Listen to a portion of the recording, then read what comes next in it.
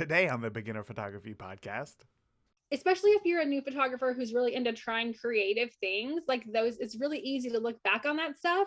But I also think that I think that's so helpful. But like when I look back on that, I don't feel the need to criticize it as much because I'm so critical of my current work. And what I Mm. like to do is look back at those photographs and kind of see how they evolved and like see elements that photographs I took in 2010, 2011 that were very amateurish, but looking at them now as somebody who has done this for a long time, I can be like, I was trying to do the same colors that I'm doing now. I was trying to get the same emotion that I'm getting now. That focus is weird, but I was trying to do this that I can do now. Welcome to the Beginner Photography Podcast, where each week we interview the world's most interesting photographers to learn what it really takes to capture beautiful images and compelling stories so that you can start to do the same. Welcome back, photo friends. Today we are chatting with Lissa Chandler, who is an Arkansas-based wedding, family, and senior photographer who chooses not to niche down on a genre, but instead niche down on a feeling. It may seem like a small difference, but as you'll hear, it is exactly what she needed to blossom as a photographer. So Lissa also just published a brand new book called Photoshoot Checklists, which I have a copy of right here. And as you can imagine, having to shoot multiple different types of shoots, staying organized is very important. So I bought this copy of her book, and I'm going to be giving it away to one of you. So be sure to stick around until after the interview to learn how you can win yourself a copy. But first, one thing that I struggle with when interviewing guests is kind of that balance between asking questions specifically for beginners, like brand new to photography, and then asking questions that photographers who may be just a bit further in their journey would benefit from. Well, this week, Jessica82 let me know that I'm on the right path in her 5-star iTunes review. Jessica says, great for all levels of photographers. Really informative, entertaining, and enjoyable to listen to. I've already gotten plenty of good tips and will definitely listen to more. Jessica, wow, thank you so much for that. Your feedback really does let me know that I am on the right track and to keep it up. So again, thank you.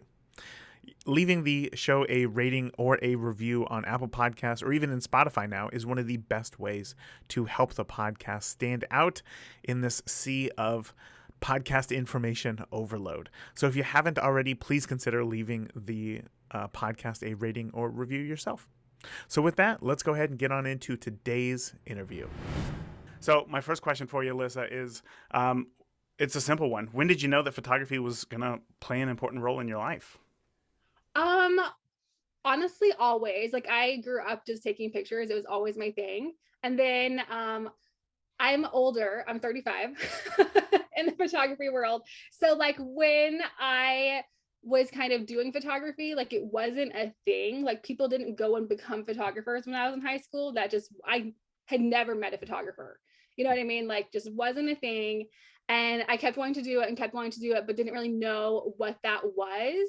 And then when I was in college, I just kind of started taking portraits for people and then fell into weddings. What did you go to college for? I have a degree in history.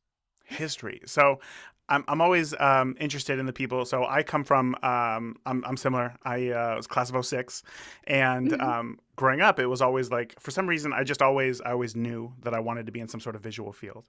So I went to Mhm. school for actually cinematography, not Okay. photography. But for those who go to college like yourselves for history, what is that decision like? Like, I want to know how important was photography in your life at this point to be like, you know what, all of this money and time that I'm dedicating to history, I'm actually going to go this other route. What was that like for you?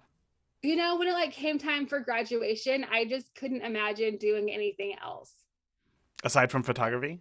Yeah, I just couldn't decide. But I mean, I know I talk about like kind of joke about being old, but like there wasn't people doing that. Like it was Hmm. just very, I can remember when I was like, I'm going to take photographs, like I'm going to be a photographer, and the looks you would get from people. I don't know if you experienced them, but they just like, you know, it was very different, at least in the community I was in. And so I just couldn't think of anything else I wanted to do besides that. That was it. So how did you think to yourself, like, Like what was the plan for making it work? Was it, if I just take pretty enough pictures, people will come to me, or did you know that there had to be some business sense behind it? Oh, I knew there had to be some business sense, but I was definitely a like learn as you go kind of person. So I started taking portraits. I think my first like high, like where I got paid was probably like 5 years before I actually opened a business. Was that in college at that point? Yeah, I was right after I graduated that I graduated and like 2 weeks later filed a business license. Oh wow! Like real quick, Yeah. you're like, we're making this happen. I'm gonna figure it out, Yeah. and we're gonna do it. Mhm. Yeah. So Yeah. what were you shooting at that point? It was just friends and whatnot from college. That is what I had done. We had actually moved from where we went to college. We were already married and had a kid, and came down to Arkansas. And so I didn't know anyone. So you had to start fresh. I had to start totally fresh. What was that like? It was intimidating, but I think it was one of those situations where I really didn't have anything to lose. Like I knew that it might not work out. I didn't expect to like really, I never expected to go as far as I ended up going, if that makes sense. I Hmm. really just thought it was going to be kind of not like part-time, but not like what it became. I thought it was going to be something that like I did and I made money from, but I also already was a mom, and because I had my first kid when I was still in school, and just very like wasn't sure. I didn't really have um a huge goal like I feel like a lot of people can now, because I didn't even know how to envision it. I don't know if that answered the question. Wow, I didn't even know how to envision it. How interesting. That's almost like freeing because at that point it can almost be whatever Yes. you want, right? Yes. I wasn't like, I'm going to be a wedding photographer. I actually wanted to be a posed baby photographer. And then I did that a couple of times and I hated it. I was like, this is not for me. I, Posing them on bean bags. Like I couldn't do it. And yeah, so I already had that experience where it wasn't like what I thought it was going to be. So then I was just very open to finding like what fit me and my personality and like what I wanted to do. and that was weddings. It was, yeah. How did that come about? Like you're shooting, you obviously did the posed newborns, right? You're Yeah. like, nope, don't like this. You're shooting friends from college. I'm sure that's going okay. Yeah. And then you Yeah. think, nope, weddings. Yeah. I mean, basically, but not really. So, like, I had shot couples like from the very beginning of like when I had like taken photos for my friends. Like, it wasn't like a new genre, couples wasn't, but I was like, there's no way I'll ever do weddings. I hadn't really been around a lot of weddings, really, period. So, I didn't really know a lot about them. And then I had like a Craigslist ad, because again, this was like 2010, something like that, Right. 2011. And I had a Craigslist ad, and someone found me and they like convinced me to shoot their wedding. And I had shot a wedding before and it was just a horrible experience and I didn't want to do it. But this couple like convinced me and I really liked them. And it was a Laotian wedding. It was not a traditional wedding like usual we shoot. And it was like a 2-day celebration where the first part was in their house and it was this huge party and like very different. And then the second day was more like traditional, like a wedding that I would shoot most weekends now. And it was so different. And there was just so much to photograph. And I was like, you know what? Like, this is it. Like, this is really fun. And that was, I don't know if I had done another like normal, if I had done another like mason jar wedding, because that was what was going on at the time. You know, Yes. if I had done another mason jar wedding, if that had been my experience, I don't know if I would have gotten pulled into weddings. But doing a wedding that was really unique based on what I had seen in the past at weddings, that really like triggered something in me. And I was like, I want to do this. This is really fun and colorful and bright and just different. I would imagine as somebody who didn't really have like a direction, like or I guess like that end goal, like you were saying, not knowing where you wanted to take photography, to be able to see something so unique and interesting, how that would definitely open up your eyes. But I want to take a step back because I feel like I jumped around with some of the questions, and now like we're already in the business phase. I want to know more about you and learning photography though, because you're there in college, you have yourself a camera. Did you have, I guess that what I want to know is like where did the education for photography come? Were you all self-taught? Was It it was was all it books? self-taught. Was it the library? All self-taught. It Okay. was all self-taught. It was a lot of trial and error. And I did get some books, but those didn't really come into play until later, where I like could pinpoint what I wanted to learn, because I just didn't even know. Like I had no idea. I can remember someone coming up to me and being like, oh, I heard you like photography. Like, what do you think of this aperture? And I was like, what are they talking about? like, Yes. and I can remember being like, well, I don't really do like the technical stuff. I'm just like interested in the art. But So I didn't know. I had no idea, you know? so it was that the world was just slowly expanding around you. Yes. Okay, and then you just had to go out and just figure it out on your own. So what wow. So what was the most challenging part? Like what was the hardest thing for you to wrap your head around? Honestly, the hardest thing for me to do, like just like was understanding how everything worked together, because it's Mm. becomes so overwhelming. Like when you put your camera to manual and you're like, wait a second, like if I do this, does that mean this changes? But does this change too? And then do I have to go back and change that first thing because the way I changed the other things didn't line up quite right? You know, it was very confusing. And I actually thought I broke my camera at one point because the images were black. So oh, I see. So like your settings were all off, so all of your photos just came out extremely Yes. underexposed, which you thought Yeah. was I was black like, and I broken. broke it. Yeah. So so then how do you get around that? Like you think you're standing there, broken camera, right in your head. You're like, oh no. Did you just put it back in the box? I mean, clearly not. Like you figured out how to get out of it. What happened? Well, that time I think I just put it back into the bag and was like, okay, I'll try again later. But you know, I actually just have a really supportive husband, and he was the one who really was like, you can do this. Like, if this is something you want to do, like, let's do it. And I don't know if I would have ever done it if I wasn't married to him, because he was so supportive, because I can talk myself out of a lot of things. Um, you know, and he was like, no, let's try it, let's do it. And kept kind of encouraging me. So when I'd be like, you know what, like I don't really want to do this anymore, this is a lot harder than I thought it was going to be, he'd be like, well, let's do this, you know, like he'd come up with a plan for me, and with me, not like he told me what to do, because that would Right. never happen.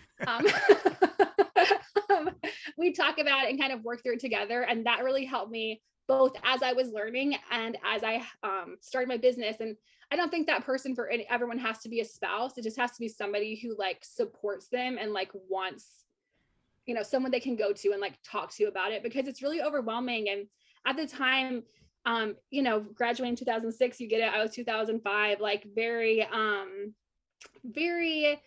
different, like on how you would learn. There wasn't the education there is now, there wasn't the resources, you kind of just like sunk or swam.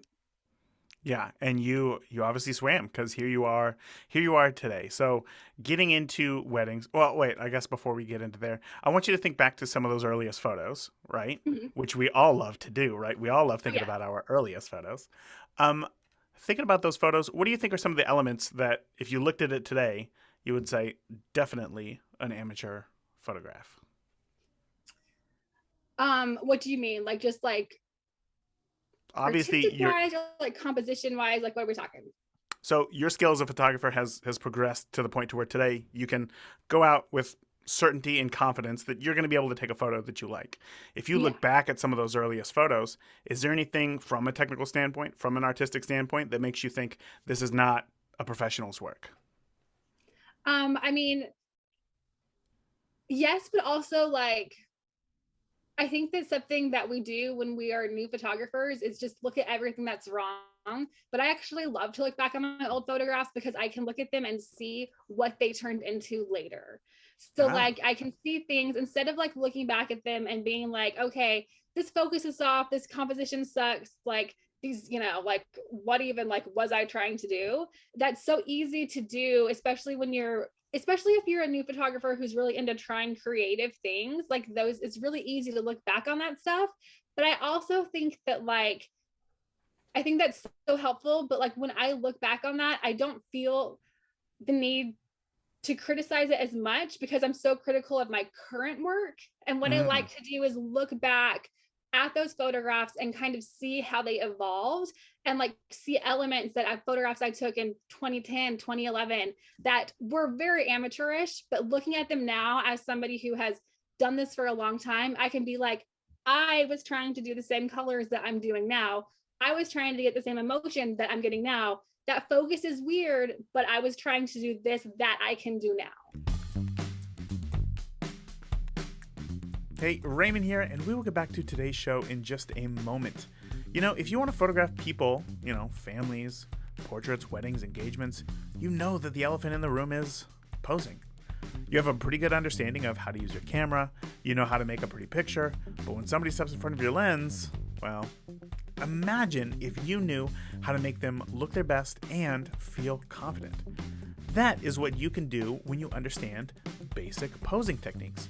So I want to give you access to my free posing guide over at photoposingguide.com. There are 9 different categories and more than 80 real example photos of poses that you can use for inspiration to rock your next session.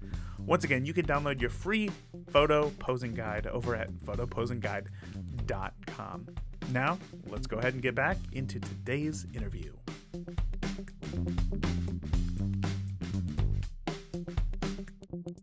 I absolutely love that, and I have a similar feeling about looking at some of my earliest work, where it's like, wait, I can see what I was trying to do, trying to get to, and I still do these things today. So clearly, I've grown as a photographer, and so have you. So where does it get? Now I want to know. Now we've moved into those weddings, right? Now you're shooting weddings. And taking a look at your website, you're also today doing seniors and families as well. Now, I know that there's a lot of pressure out there in the education space for new photographers that you should be niching down, but that wasn't your jam. So where did this come from? I don't believe in everyone having to niche down, because I don't think that is helpful for every photographer everywhere. I can't shoot the same thing every single day and be happy. I will feel like I am in a box, and I will not produce my best work. I will not be my best self. I will not any of those things. So for me, I thought very early on about what I wanted to do, because weddings were so unexpected, and I love weddings. And one reason that weddings are a good fit for me is because they have so many elements to them. You get the candids, you get the portraits, there's lots of pretty stuff to photograph, there's downtime, like all of it. I mean, downtime, not really, but right. It's not all, I know it's what not you mean. all chaos the whole time, every time.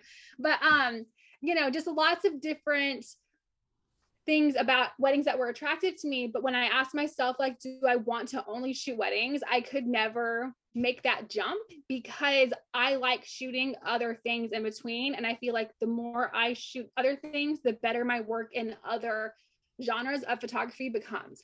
I'm not saying that like everyone needs to do that. And I think that it's very wise to niche down. It's just like, for me, when I sat down and looked at it, over time, I decided that I wanted to niche down on a feeling rather than a genre. And so that has always been my goal, is to niche down on that really colorful, bright, like happy, somewhat whimsical feeling that I have in my photographs, whether it's of a baby or like a flower or a wedding. I don't think I've ever heard anybody describe that, niching down on a feeling instead of a genre. And I was actually going to bring that up, because it's like, if I go to your website, while you are doing several different genres of photography, they all have a very cohesive look. And sometimes I wonder, it's like, is that intentional? Because it's like, if you look at, one way that a lot of people try to stand out is that maybe they'll take it from one extreme or another. But for you, I love that you're just like, no, this is who I am as a person. This is the style that I'm going to put into my photos. And then we can still swap out the people and the locations, but it's still one of my photos. I had a question there, and I guess I'm trying to figure out what it is. But I guess essentially, I really love that approach to it, and not niching down. So for you, why then? Now this is more of a business question here. Mm-hmm. Why? Because another thing that people are told, that if you choose not to niche down, have separate brands or separate, Instagram accounts, separate websites and whatnot.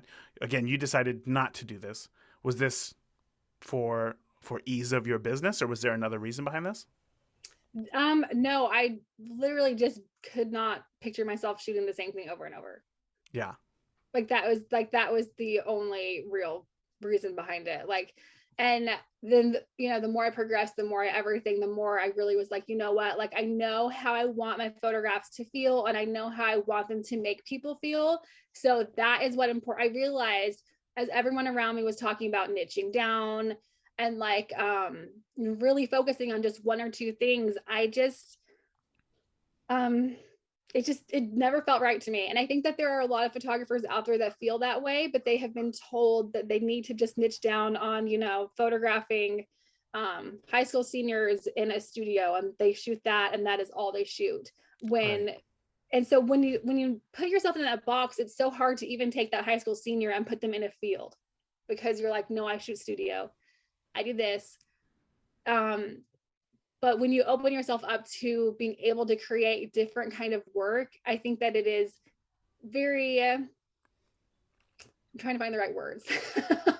um I think that it's very creatively freeing to be able to open that door and be able to be like, no, I photograph all of these things because I know how I want my photographs to feel at the end of the day. And when you're trying to create that cohesive feeling, it's going to come out in your work. And especially if you um, really focus on like what you want to create and not what you think the industry wants you to create, it's going to come out and come through. And then I think people will be much more creatively fulfilled and are able to have longer careers and pivot over those careers. So today, or I guess now that you're, transitioning out of weddings, say last year, well, maybe not last year, because I guess last year would be a bad example. At your height, how many shoots would you say that you're doing, in a year? On average, I would shoot about 25 weddings and 100 portrait sessions. 100 between seniors and families. Mm. Okay, so that's quite a bit, and that obviously leads me into my next question here, which is, you have now come out with a book all about photo shoot checklists, right? And I was Yes. going to ask, where did this idea come from? But obviously, it came out of necessity for your sanity, because Mm-hmm. otherwise, that is a lot of shoots to keep track of. Can you tell me more about the book and I guess how it came together? Really, it came together in about 3 hours before, besides I the love it. formatting. But from the idea to being like, oh, I can do this, was really fast, because I am always just like making checklists, and I was like, oh my gosh, like I saw a TikTok where someone was talking about publishing on Amazon, and I was like, that's interesting. And I looked at it, and then I was like, oh my gosh, what if I could just like write my checklist in a book instead of constantly writing them down by hand. And like I'm like, I keep track of them on my computer. I know that a lot of softwares will help, like Honeybook and things like that, but I don't like pushing the button. I like doing the like crossing it off with my hand. And so literally just took that idea, and like I had a proof in my hand a week later after having the idea. So No way. That is so yeah. cool. So just to clarify, these checklists are not like, or are they like things that you should do to prepare for a session, like what to bring on the way to the session, or is this more of on the business side? It's just planning the shoot out. It's literally just like, I have one. It's just like everything from like the contract to the retainer. Then you have planning, everything. And then at the end, it has like just, all the way from like your signed contracts to what props you want to bring to delivering sneak peeks in the final gallery. Like that's what it is. Yeah. So the whole point of this is to keep you organized and obviously keep your brain free so that you can probably come up with Yes. more creative ideas during a shoot. Yes. And I also have at the end of each checklist, there's a section, and they're just like one page back and forth. I wanted to make it really simple. And there's a section about like the best part of your shoot and the hardest part of your shoot. And at Hmm. first I was like, do I want to put that in there? But I've been using mine since it came in, and it is very helpful. Like it's super, because you don't think about like, because I mean, most shoots are great. Not every shoot is hard, but there is always something like, okay, like I did great, but like I'm really bugged about this series of photographs where like the model's chin wasn't in the right spot. I need to pay attention to chins. And like writing it out and having it be like on that same shoot where you noticed it is just super helpful. And I've only had mine for a few weeks, and it's just been super great. I agree. I've had a very similar experience. I like to tell listeners of the podcast also to do that audit on yourself. Like Yes. after every shoot, I ask myself, like when I get into a car after a wedding, like what went well today? What didn't go well today? Like what could be Yeah. changed? And I find that even though like that sounds like a good idea, a lot of people don't actually do it. So Yes. if you had a place where you're like writing everything down, that is fantastic because I'll be honest, even though I do this mental exercise after every wedding, like I don't write these things down. And Yeah. I can imagine that at the end of the year, if I was able to look at everything that could be improved and everything that went really well during a wedding, it would be really impactful for sure. Well, I love this. Okay. So then tell me, like, what when it comes to a shoot for you, what do you think is the most important aspect that you need to get right? Like what elements of a photo shoot do you need for you to consider it like job well done, you knocked it out of the park? You need to connect with the people you're photographing. Like, How do I'm you do not that? saying that you need to like be best friends with everybody, because there was a big movement for a couple of years where like, all your clients are your best friends, and like I get that, but also like that's not true. um Yes. because it's just not like, you're not best friends with every single person you shoot. And if you're shooting professionally, there's just no way for that to be the case. And I totally lost my train of thought. I had a mom brain moment. For um connecting with clients and making sure that the shoot goes well. Connecting. I feel like if you don't connect with your clients, if you don't just like find a way to like interact with them, then you can have the most amazing photographs, and they will probably love and cherish those, but they will also remember the photographer that was really rude. Hmm. So we don't want to be rude to our clients, right? So Yeah. have you ever had a client where you just like really did not jive with them at all? And how did you handle Oh that yeah. situation? Yeah, I mean, you just like put your best foot forward. It's like working with someone on a group project. You might not get along with every single person that you photograph, or like not get along, but it's not like you're going to be. It's the best friend thing I'm talking about. Like you're not going to like be best friends with everyone, but you can have a great time with someone for a couple of hours just by like, even if they're kind of resistant to being photographed, like if it's someone in a family who doesn't want to really want to be there, or someone who's just really shy, which I totally understand. I think just as long as you think about the person you're photographing and try to make them comfortable while doing your job, then you're going to do okay. Like you're Hmm. going to do great. A lot of things that I hear after I photograph people is like, even like, because I own a style shoot rental company, so I work with models as well. And one thing I hear a lot from models is that photographers just don't tell them what to do, which is just bananas to me. um, and I think just so people crave that connection. It's very vulnerable to be photographed, even if you have been photographed a lot. And I think that just kind of paying attention to the people you're shooting and just making sure they have a good experience will help, even if you don't jive with someone. Hmm. So making sure that people have a good experience and building a connection with them are not there's a separation there, right? So how do you like what are the things that you do to ensure that you have some sort of rapport or connection with your clients? Is it just through the words on your website, or are you sending out a questionnaire? What sorts of things are you doing? So I do all of that. I do a questionnaire before all the shoots. I don't do them before family shoots, because as a mom, that would just stress me out to get that from a photographer. Just another thing to do. But I do questionnaires for all of my couples and all of my seniors. I let my clients be as involved in the planning process as they want to be. So for some people, that means that they're just like, I love this X, Y, and Z that you have on your website. Can we do something similar? And we'll create something similar. And some people make Pinterest boards and send me 50 ideas within the first week of booking their contract. And that's great, because it means I can pull what they want together. But I would never require someone to send me something they didn't want to send me, because not everyone plans things the same way. And some people just want to walk up and have it ready for them. And so I need to be prepared to do that. But other people want to control more. And when that's the case, then I take any idea they have for me and construct a shoot for them. So for your questionnaire, are the questions that you're asking specifically designed around what images they want and how they want it to look? Or are they more personal things like what they do on the weekend or how they interact as a It's family, both. things like that? Both. What do Both. you think is the most helpful question for you, say non-shoot related? Does that make sense? Is to ask them like what they are interested in, like what they like to do in their spare time. Because if you have anything in common, and even if you don't, you can pull questions from that if the shoot's not going well.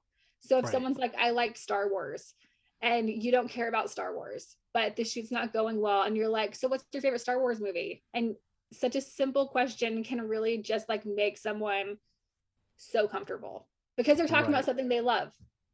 That is a great tip. That is a great tip right there. I can tell that you are very driven to be able to deliver obviously what it is that they want, and that you have some sort of organized process to be able to deliver all this as well. Keeping your life organized, where, as a parent, as a business owner, these are all very important things. But I'm also interested in more of the creative side, right? And as a professional, there is this balance of delivering exactly what the client wants, but also creating kind of what fulfills you. So how do you deal with that balance? Well, that question's really funny because most of my friends, if you ask if I was organized, like they would all laugh because I am like driven by chaos. But I have my lists. It's organized chaos, right? It's organized chaos. Organized chaos.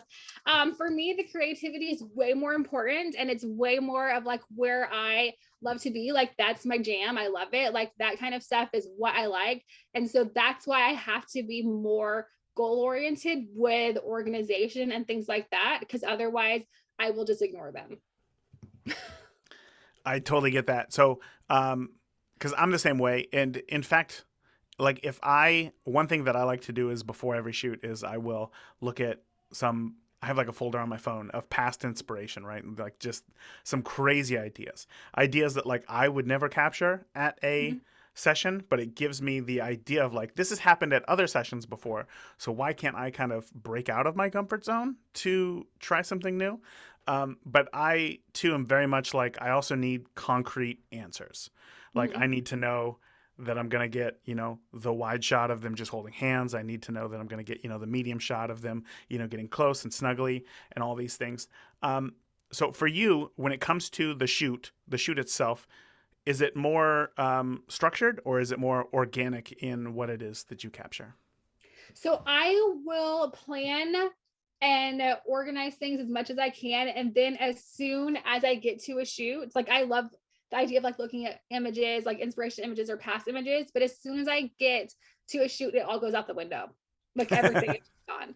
And I'm just like going to create like what I can create in that time frame with what I have and push out my best work. But I can plan things like to an inch of their lives. And then as soon as I get the camera in my hand and I'm on location, it's gone. Yes, yes, I know myself and a lot of other photographers will, empathize with that, as that is that's a difficult thing to deal with as well. Especially like right as you show up, you feel prepared, you get out of the car, and you're like, "What was I about to do?" Like this is the worst feeling ever. So when something like that happens, when you do go out, I want to know then, what are you trying to capture, like from a creative standpoint, from the photos that you're capturing, what makes a photo feel creative to you? How do you push those boundaries? How do you make sure that, wow, this is a really big question, I apologize, how do you make Oh no, I sure love it. that the photos are going to turn out the way that you want? So I am extremely driven by color and light and texture in all of my photographs. I don't want it to be boring, and it has to have elements of all three of those things to really pull me in as a viewer and as a photographer. So I just am so like passionate about always having those elements in my work so that I'm always pushing on those things and trying to create something that is interesting but also makes me feel something. I Hmm. don't want to like create something that's interesting for the sake of being interesting because then it loses the heart of it. And I don't want to just like create images that are overly like I don't like photographs that are created to like trick you into an emotion. Can you give me an example?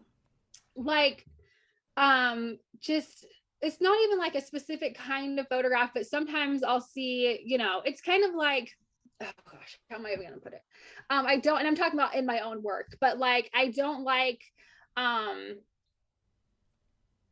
for me specifically, I don't like making people cry through prompts, because I know there's people that makes it feel like it's very authentic and beautiful, and for their work and their work system it is, but for me as a person it makes me feel manipulative.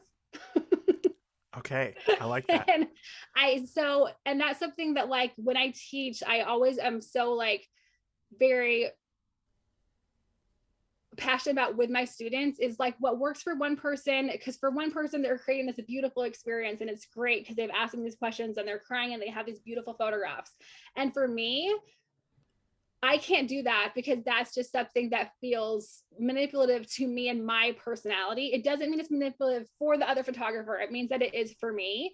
And I think that the more we shoot and the more we create and the more we just make stuff, the more we are able to pinpoint what works for us and what doesn't. Because I wouldn't know that about myself if I hadn't done it in the past. Does that make sense? But now Absolutely. that I've done it and I've done that kind of stuff, I don't like what I created because of how I felt and how the photographs then felt to me afterwards. And so I need that creative energy to flow through all of my work so that it can feel connected and it can feel um tied together, and so that I can shoot whatever I want to shoot and not just one thing. That is so open. So then how do you get the photos that you want? I know that that seems like a really simple question, but like I know that we prompts are like a big thing, right? Prompts are a big thing because people they want that emotion, and I think that they're probably part of it is scared to pose. But let's say that a couple is in front of you right now, and you want to take their photo. Is it you just set them up in their bodies? Like walk me through how you get to the point to where they're just standing side by side to get to a place where you like how they look and then you take the photo. Well, I start talking as soon as I get out of the car and I don't stop until I get it back in the car. So that's the first thing that I do. And I'm actually really shy by nature. I'm not somebody who just like wants to like I like if you see me at the grocery store, like I'm someone who would much more like be like going into the things if I saw someone than like running after them to say hi. Um but I talk to them, I ask them questions nonstop, and talk to them, listen to what they're saying, talk back to them, have like an actual conversation. And as I do that, I give them, I don't really do like a lot of question type prompts. I will every once in a while if it's like hit a slow point or if my brain has just kind of like petered out for a second. But lots of like snuggling, lots of just like holding hands and getting close. I like to say things like, put your arms around her, because not every couple is going to put their arms around each other in the same way. Different couples have different personalities, just like people. When you tell one couple to snuggle, they'll do it very differently than somebody else. And so you're going to get the images you want by just connecting with them and talking and having conversations, while also, just kind of, it's almost like the posing is part of the conversation. The posing is part I of the don't know if that conversation. helps. Like, I don't No, know if I'm 100%. answering that question. 100%. You know what it is? I think that question is really for one thing that I think holds a lot of people back from actually getting out there and shooting is if I'm not good at posing, like how is the shoot going to go, you know?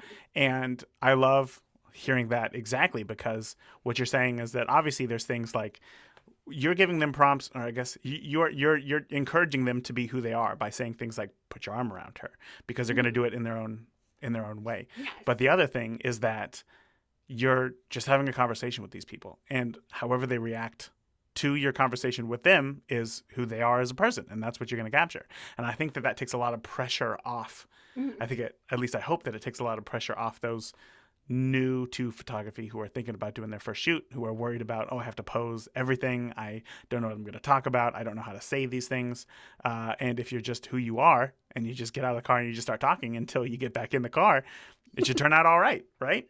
Yes, I mean, it's like, yes, 100%. That is the way that I have been able to do all the different kinds of shoots and all the different kinds of situations, because some situations are very stressful. Like you go somewhere like especially like if you get into traveling at all, sometimes you're in a city where you have never been with a couple that you've never met and it's their wedding day, or maybe you're there for their engagements but you've never been to any of the places because your flight got in late and you weren't able to go scout anything out, and so you're in a new state you've never been in a new environment with new people, everything is new, but you're still yourself. And so you can still just be yourself in that situation, and you're still going to be able to create the same kind of images when you're completely out of your own environment. My next question for you was, if one of your kids came to you and said, hey, I want to be a photographer, what advice would you give them? But I think that was it. Am I right? Or is there other advice that you would give? There would be other advice, but yeah, that'd be the main gist. Okay. Last question. What else? What else would you tell them? Like, okay, so that they get that. Just be yourself. All right. What's next?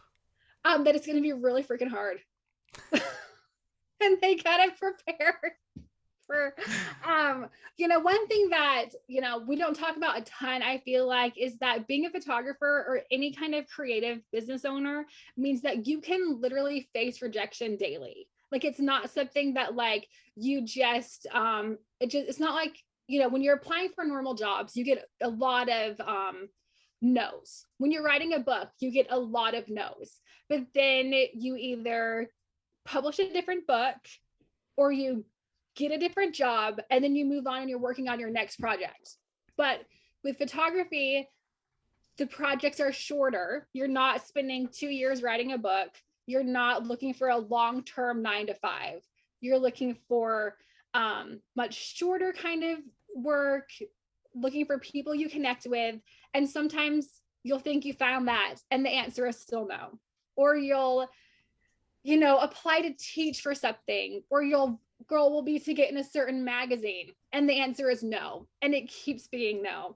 And then maybe you'll get that one thing up, maybe you will get that dream client, but that client is only one client of all of your other clients. Does that make sense?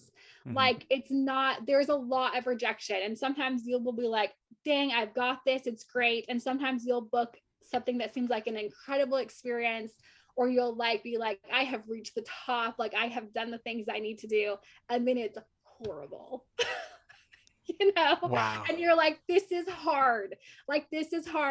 Sometimes I think that is something that photographers are not prepped to deal with, because it can be very difficult to have that kind of rejection on something that you love.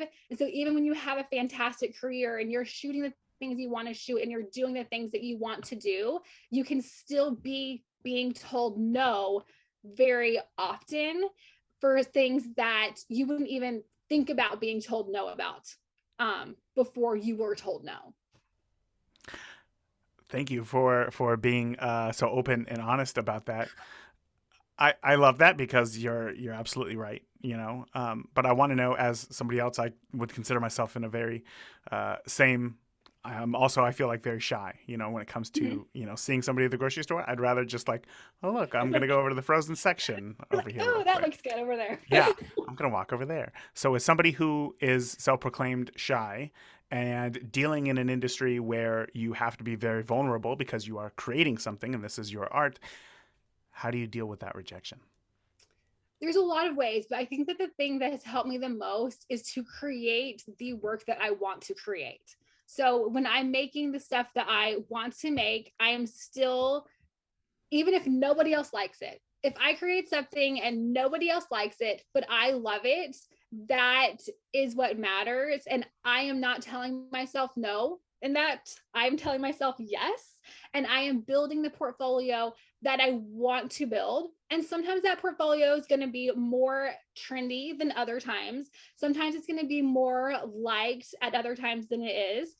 But what matters is that I like it and that I'm proud of it and that I can control the work that I want to create. And I don't mean that in like a even though I said control, like a controlling fashion, but like I give myself permission to create the photographs I want to create and not the photographs that somebody tells me I have to make. And yes, when I'm shooting client work and they're like, you know what, like we don't like the weird light. And I'm like, okay, we won't do the weird light. But and that's fine. And I'm happy to do that for them. And they can be fantastic and someone I would actually want to be best friends with, but they might not like the weird light. And so I won't do the weird light. But when I shoot for myself, I sure as hell am going to do the weird light because it's mine. It's Yes. mine. Yes. So I know I said last question like 10 minutes ago, but last question here. Uh, have you always felt this way, or was this something that you had to learn through years of rejection? It was definitely something I had to learn because I realized I worked really hard and I've had a really, really good career. It's been really great. And I've had a lot of things happen that I never thought could happen. But no matter how good some of those years were, if I had a year where I was not shooting for myself and giving myself permission to create the photographs I wanted to create, I was not creatively fulfilled. I could be shooting weddings, like I could shoot in like 6 states in 1 month. And if I was just not shooting if I was not shooting for myself, I did not feel fulfilled and I did not feel happy. But I could shoot. And I love that. I love traveling. I love doing all those things. I love being able to shoot different people on different stages and just like have so much fun with it. But if you get caught up in that and get caught up in like, I need to be here, I need to do this, just know the people that seem so successful and that they've done all of these things, a lot of them really only feel that fulfillment that we're all striving for if they are creating photographs that mean something to them. And so that's what's important to me. And as the years have gone on, that becomes more and more important to me because, like, when I look back up on my work, it's my body of work. It's not just one photograph. It's not just one awesome style shoot, one awesome client. It is all of it together. But when we're working with clients and working with vendors or photography friends for certain things, the things that we work on, that can be symbolized by like one thing, right? If you go shoot a wedding in Austin, Texas, you go shoot the wedding in Austin, Texas, and then that couple has the photographs and they love them forever. But that is just a splash in your photography portfolio, like in your whole photography existence. And I feel like that is sometimes we're chasing after, like, I want to shoot a wedding in the Grand Tetons. I want to do this. I want to do that. And those things are fantastic, but it's not about that one thing. You're going to get that one thing and you're not going to feel fulfilled because it's just one thing. And you need to find creative fulfillment. This is totally my soapbox. I'm sorry. But you need to find creative fulfillment on all of it together. And one thing, one great shoot, one great publication is not going to do that for you. I think you should rename your upcoming podcast to the Photography Soapbox, because that was perfect. I think that a lot of people are going to resonate with that. I know I did, and I can attest to that as well. It's like I've had shoots where I thought like, this is it, I made it, and then afterwards you're like, well, that was fun, but that didn't change anything, and like that feeling kind of goes away. So that's really important to talk about. And I don't think many people are talking about that. So that is very cool. Lissa, I don't know how to end it any better than that. That was truly an eye opener. And again, I think that a lot of listeners are going to resonate with that. So before I let you go, can you let listeners know where they can find out more about you, your book, and your upcoming podcast as well online? My website is lissachandler.com. My handle is Lissa Claire on Instagram. It's also Opal in June because I run a salad shoot shop, and all the information will be on those locations. I love conversations like this. My biggest takeaway, hands down, was to simply just be true to yourself and your creativity. I know of a cinematographer who only shoots transparent liquids, and they work all the time because that's what they are known for. But personally, I think niching down that much would honestly drive me crazy. And I think Lissa realized that about herself as well and goes out of her way to shoot many different things so that, she can be fulfilled by her art and her photography. Absolutely love that. Now, at the beginning of the interview, I shared that I will be giving away a copy of Lissa's book right here, Photoshoot Checklist, a step-by-step organizer to manage your photo shoots. So all that you got to do to enter is to be subscribed to the Beginner Photography Podcast newsletter. So if you get emails from me currently from the Beginner Photography Podcast, then congratulations, you already entered. But if not, and you want to enter, then you can head over to beginnerphotographypodcast.com right now. And on the homepage, you will see a sign up for my most popular ebook, Picture Perfect Camera Settings. Sign up right there. It's absolutely free, and you will be entered to win automatically. I'm going to be doing several of these throughout the year, so be sure to sign up now at beginnerphotographypodcast.com. That is it for this week. Remember, the more that you shoot today, the better you will be tomorrow. Talk soon. Thank you for listening to the Beginner Photography Podcast. If you enjoy the show, consider leaving a review in iTunes. Keep shooting, and we'll see you next week.